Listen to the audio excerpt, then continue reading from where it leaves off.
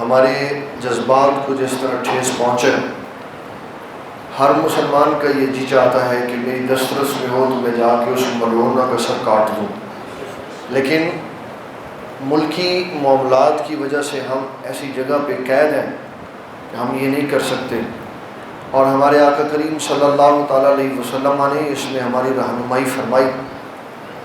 ہمارے اسلاف نے ان واقعات کی وضاحت کی کہ جس میں ایک جملہ بھی حضور صلی اللہ علیہ وسلم کی طرفداری میں، خیریت میں اور آپ کی طرف سے بولا، اللہ نے بھی اس کو بے فیض نہیں لوٹایا۔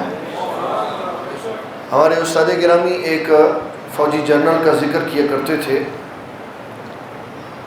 اس نے پہاڑ کی چوٹی پہ کھڑے ہو کر اپنا ہزاروں کا لاؤ لشکر دیکھا، اور اس نے یہ خیال کیا کہ کاش کبھی یہ لشکر میرے پاس اس وقت ہوتا جب مدینہ میں مشرکین مکہ حضور کے خلاف کھڑے تھے، تو میں مشرکین مکہ کو تہ و تیغ کر دیتا، ان کو چھوڑتا نہ۔ کیا کچھ نہیں، صرف لشکر کو دیکھ کر ایک خیال پیدا کیا، اور جب وہ مرا تو اس سے پوچھا کسی نے کہ تیرے ساتھ کیا بنی؟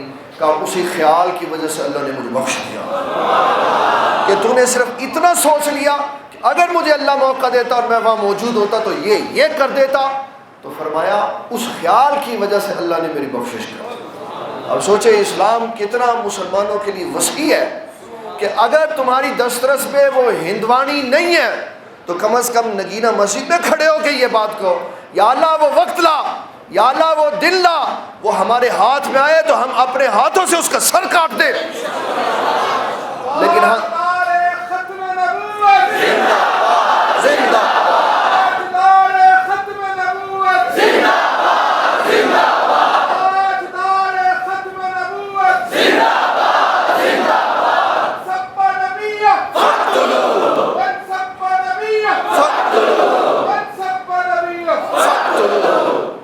اس جذبے کی مسلمانوں کو ضرورت ہے کہ مسلمان پوری دنیا پہ اس کی اویئرنیس کرے کہ ہم حضور صلی اللہ تعالیٰ علیہ وسلم کے معاملے میں کوئی رعایت نہیں برداشت کر سکتے۔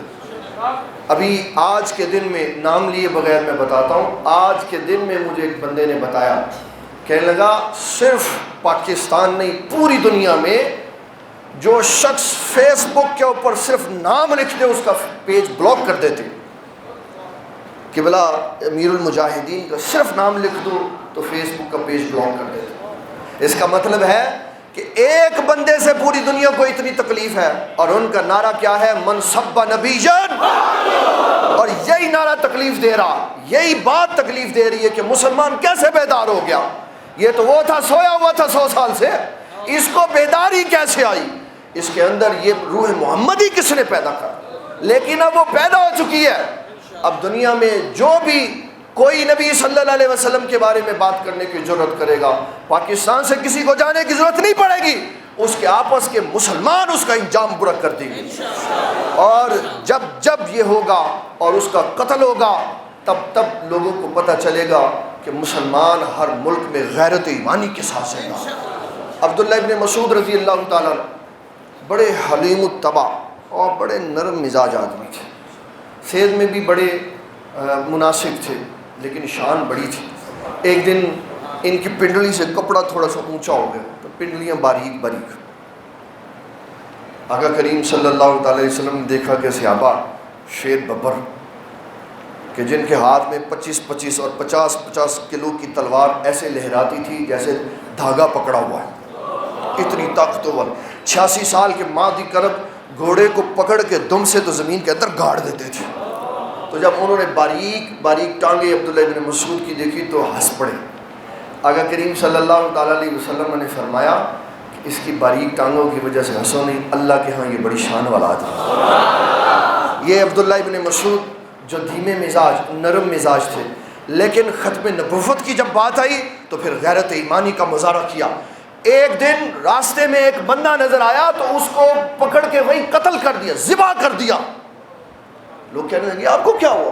کہا یہ حضور کی بارگاہ میں بیٹھا ہوا تھا، اس نے نبی صلی اللہ علیہ وسلم کی شان میں بیعت بھی کی، آپ نے فرمایا اگر تو سفیر نہ ہوتا تو سر کاٹ دیتا۔ کہا میں تو اس دن سے اس کو تلاش کر رہا ہوں۔ آج یہ مجھے ملا تو آج میں نے اس کا سر کاٹ کے رکھ دیا۔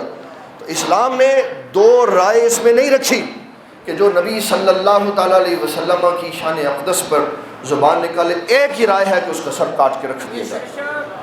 اور یہ ہماری تاریخ ہے، اور بدقسمتی سے ہماری تاریخ ہے کہ پاکستان میں 295 کا قانون بننے کے بعد سے لے کر سلیمان تاثیر کے قتل تک جتنے بھی سال بنتے ہیں، نوائے وقت نے یہ آرٹیکل لکھا کہ 1000 بدبختوں نے نبی صلی اللہ علیہ وسلم کی توہین کی پاکستان کے اندر، اور ان میں سے کئیوں کے کیس چلے تو ساروں کے کیس سیشن کورٹ پہ ختم ہو گئے۔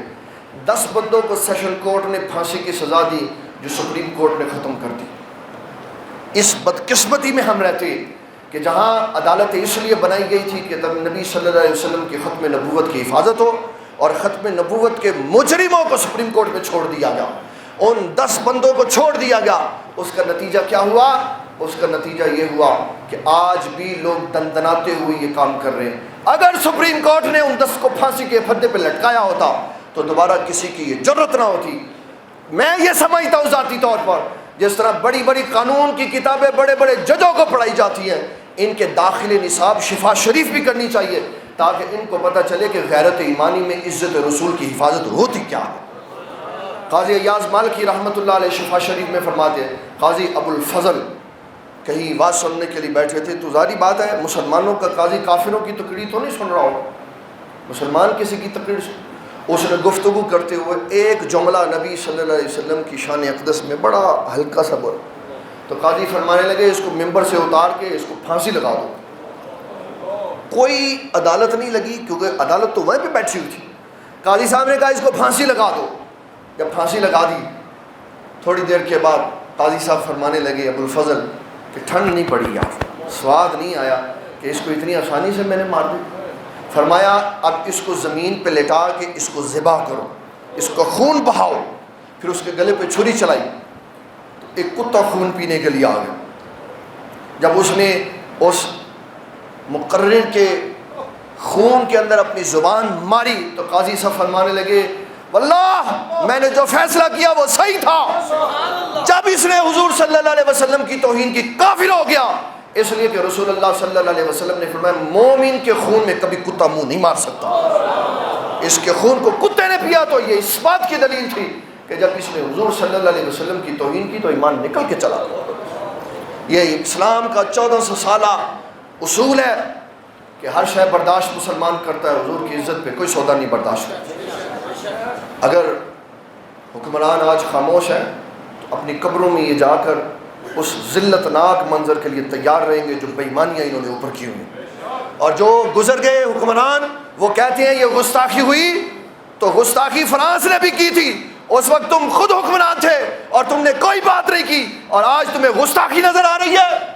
اپنے دور حکومت میں تمہیں کیا ہوا تھا؟ اس وقت تم مسلمانوں کی سربراہ بنے ہوئے تھے۔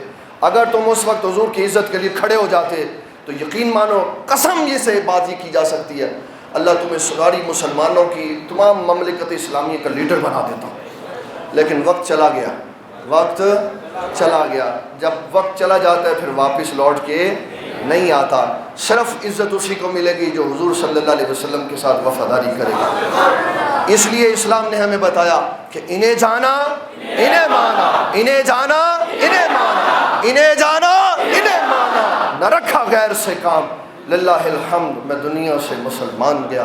یہ ہمارے بچوں کے دلوں میں یہ بات ہمیشہ رہنی چاہیے، اس لیے کہ یہ جو دل کا ارادہ ہے یہ صفحے بدل دیتا ہے۔ یہ جو دل کا ارادہ ہے یہ صفحے بدل دیتا ہے۔ ایک بندہ رسول اللہ صلی اللہ علیہ وسلم نے فرمایا مجاہد، آپ نے فرمایا مجاہد 3 طرح کا ہوتا ہے۔ ایک وہ مجاہد ہے جو جہاد میں صرف اس لیے جاتا ہے کہ میں نے لڑنا نہیں، میں صرف مسلمانوں کی تعداد بڑھانے کے لیے جا رہا ہوں۔ فرمایا اس کو کوئی گولی لگ جائے، تیر لگ جائے، شہید ہو جائے تو اللہ 8 انعام دیتا ہے۔ لڑنے کے لیے نہیں گیا، نہ مانڈے کے لیے گیا، نہ مرنے کے لیے گیا، صرف اس لیے گیا کہ تعداد بڑھ جائے، تو فرمایا اللہ اس کو 8 انعام دیتا ہے۔ کہا حضور کیا دیتا ہے؟ فرمایا نمبر 1، پہلا قطرہ زمین پر گرنے سے پہلے سارے گناہ معاف ہو جاتے ہیں، قبر کے سوالات ختم ہو جاتی ہیں، عزت و وقار کی چادر اللہ پہناتا ہے، سر پہ جو تاج رکھتا ہے نور کا، اس کے اندر جو ہیرے اور یاقوت لگے ہوتے ہیں، فرمایا ان میں سے ایک کو اگر دنیا کے مقابلے میں رکھا جائے تو فرمایا ساری دنیا بھی اس کی قیمت نہیں بن سکتی، وہ اتنا قیمتی ہوتا ہے۔ پھر فرمایا اللہ تبارک و تعالیٰ جل جلالہ اس کے لیے انعامات کا ڈھیر لگا دیتا ہے، وہ ایک لمبی تفصیل ہے۔ اس کے بعد دوسرے کے بارے میں فرمایا جو اس لیے گیا میدان جہاد میں، جو اس لیے گیا میدان جہاد میں کہ میں نے صرف مارنا ہے، مرنا نہیں، زندہ واپس آنا ہے، غازی بن کے آنا، تو رسول اللہ صلی اللہ علیہ وسلم نے فرمایا اگر اس کو کوئی تیر لگ جائے اور یہ شہید ہو جائے تو فرمایا اس کا مقام اور مرتبہ یہ ہے کہ جب یہ اپنی قبر سے نکل کے اپنے ہاتھ میں تلوار لے کر فخر سے اس کو کندھے کے ساتھ لٹکا کے میدان محشر کی طرف جائے گا تو راستے میں سیدنا ابراہیم خلیل اللہ جیسے نبی بھی کھڑے ہوں گے تو وہ کھڑے ہو کے استقبال فرمائیں، فرمایا حضور کی امت کا شیر جا رہا ہے۔ اور فرمایا پھر تیسرا وہ ہے جو میدان میں گیا اس لیے کہ میں نے واپس نہیں آنا، میں نے شہادت کا درجہ پانا ہے، اور پھر وہ شہید ہوا تو رسول اللہ صلی اللہ تعالیٰ علیہ وسلم ارشاد فرماتے یہ وہ عظیم بندہ ہے کہ جب اس کی روح قبض ہوگی تو اللہ تعالیٰ اس سے مسکرا کے ملاقات فرمائے گا۔ تو ہم کدھر گئے؟ نہ ہم گروپ میں شامل ہوئے، نہ ہم اس لیے گئے کہ ماریں، نہ اس لیے گئے کہ موقع ہی نہیں ملا۔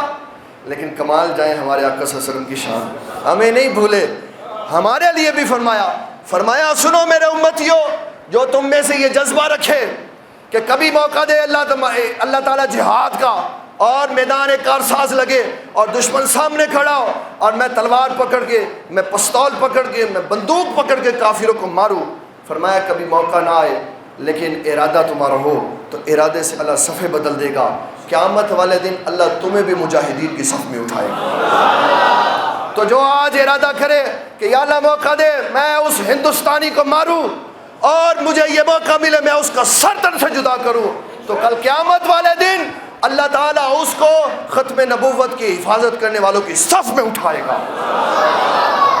مسلمانوں کے دلوں سے خون نکالا جا سکتا ہے، مسلمانوں کے سینوں سے دل نکالے جا سکتے ہیں، لیکن مسلمانوں کے دلوں سے محبت رسول نہیں نکالی جا سکتی۔ جتنے حالات سخت پیدا کرو گے، جتنی پابندیاں لگاؤ گے، اتنا عشق رسول کا ٹھاٹھے مارتا ہوا سمندر نظر آئے گا۔ یہ ہمارا ورثہ ہے۔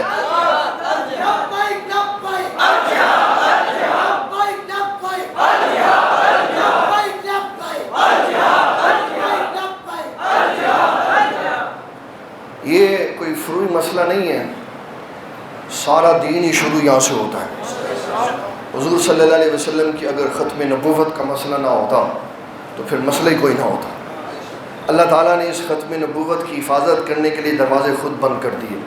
رسول اللہ صلی اللہ تعالیٰ علیہ وسلم کی زبان وحی ترجمان سے بتلوا دیا، فرمایا اگر میرے بعد کوئی نبی ہوتا تو عمر بن خطاب ہوتے، نہیں ہوئے، اس لیے کہ ختم نبوت کا مسئلہ زندہ رکھنا تھا۔ فرمایا میرے بعد کوئی نبی ہوتا تو علی ہوتے، نہیں ہوئے۔ فرمایا میرے بعد میرا یہ بیٹا زندہ ہوتا تو یہ نبی ہوتا، بیٹے رخصت کر دیے، ان شخصیات کو بتا دیا جن کے اندر کوالٹی تھی، اور ایک یہاں پہ رہنے والا لاہور میں اپنا تعارف کرواتے ہوئے یہ کہتا ہے لوگوں بتاؤ جب میرا ممبر پہ تعارف کرواؤ کتابوں میں میرا لکھو تو یہ ساتھ لکھو کہ یہ ایسا بندہ تھا جس میں نبوی صفات تھی، لعنت ہے اس پہ، جھوٹ بولتا ہے وہ، کسی بندے میں نبوی صفات نہیں ہے۔ اگر نبوی صفات کسی میں تھی تو حضرت سیدنا عمر بن خطاب میں تھی، لیکن آپ نے دروازہ بند کر دیا۔ فرمایا اگر میرے بعد کوئی نبی ہوتا تو عمر بن خطاب نبی ہوتی۔ اور اس کے بیٹے آج بھی یونیورسٹیوں میں جب لیکچر دینے کے لیے جاتے ہیں تو لوگ کہتے ہیں یہ نبی زادے آ گئے۔ اس ملک میں ہم رہ رہے ہیں اور ہم بات کرتے ہیں ہندوستان کی، لیکن یاد رکھیں ادھر والوں کو بھی اور ادھر والوں کو بھی ہم نے یہ بتانا ہے، مسلمان جب تک زندہ ہے ختم نبوت پہ ڈاکہ نہیں پڑے گا۔ اللہ تعالی ہم سب کو ختم نبوت کی حفاظت کی تا دم آخر توفیق عطا فرمائے۔